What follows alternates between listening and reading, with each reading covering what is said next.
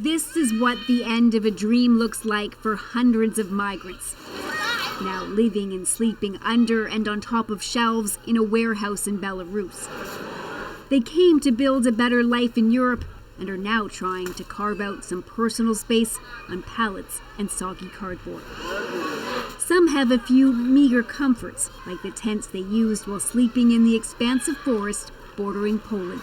Go to forest and 8 days in forest, very bad, not food, not eating, no water, and very cold in forest. Leva Assad said she and her family made it to Poland. They spent 4 days there before she says police found them 12 kilometers from the border and took them back to Belarus.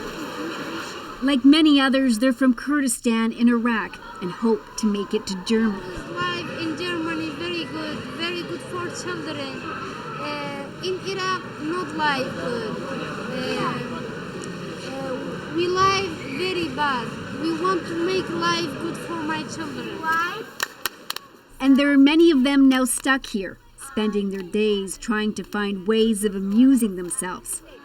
Maybe even find ways to temporarily escape. This warehouse is located in western Belarus, just a few hundred meters away from what is now a heavily fortified border with Poland. Tensions had been rising for weeks as camps along the border grew. Then last month, this, Polish guards firing water cannons after migrants threw rocks. A few days later, Belarus moved around 2,000 migrants into the warehouse. The country's authoritarian leader then visited. Alexander Lukashenko, who's accused of orchestrating the whole border crisis to hit back at his European neighbors over sanctions. Здесь большинство людей, которые хотят воссоединить свои семьи, найти своих родных и близких, которые находятся в Германии. Заберите, пожалуйста, этих людей к себе. 20 kilometers away in Grodno, the Belarusian city is getting ready for Christmas. There's plenty of sympathy for the migrants, not so much for the politicians on both sides of the border. Я, например, лично против того. По-моему, Польша могла бы пропустить, и чтобы они коридором прошли. Лукашенко не прав, так как он не должен был пускать так резко всех мигрантов на эту границу. Thousands of those who hope to enter the EU have given up and boarded planes back to Iraq and Syria or have been deported. No deport. Those who remain keep waiting. The women are left taking turns doing their family's laundry in the frigid cold air outside the center. Still hopeful someone hears their pleas. The men chop wood so they can keep the fire going and the water boiling. They wash outside, and everyone lines up for food. They're served porridge by members of the military and volunteers.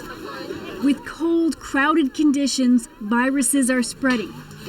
Medical staff carry an 8-month-old baby who spent the last week in the hospital with a bad cold. Yes, I'm very happy. He's better now and being reunited with his mum. Inside the warehouse, there's the constant sound of coughing. Doctors say they've seen dozens show up with fevers and colds. But there's no COVID testing here. The medical staff say they aren't set up for it and insist the migrants don't want it, in case they'd have to get treatment somewhere else. Они не хотят отсюда уезжать, даже несколько случаев было достаточно серьезно заболевших, они не хотят уезжать из лагеря. When cameras are around, children hold signs begging to be allowed to stay in the EU. This is my place. Dina Cannabee, her husband, and 2 small daughters have been living under the shelf for nearly 3 weeks. I'm sleeping here. My child sleeping here. They too are from Iraq and don't want to be forced back. I don't want to come back to my country because of, I told you, every day war, every day I can't save my child love, my our life.